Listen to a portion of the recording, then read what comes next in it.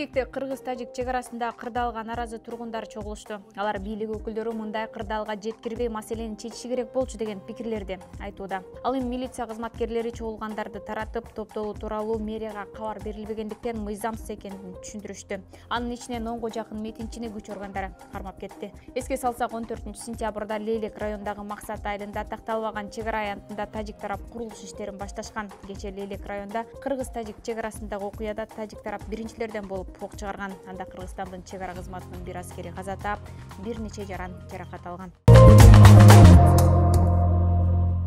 Кыргыз-тажик мамлекеттик чек ара тилкесиндеги кулундууна жолу өткөрмө бекети бир тараптуу жабылды. Бул тууралуу чек ара кызматынан билдиришти. Маалыматка ылайык, тажик тарап бир тараптуу негизде кулундууна жолу көзөмөл өткөрүү жайында Кыргызстандын жана Тажикстандын жарандарын өткөрүүнү убактылуу токтотту. Аталган чектөө башка өлкөлөрдүн жарандарына тиешеси жок. Башка өткөрмө жайлар адаттагыдай иштеп жатат. Эки өлкөнүн мамлекеттик чек ара тилкесинде 5 өткөрмө жайы жайгашкан.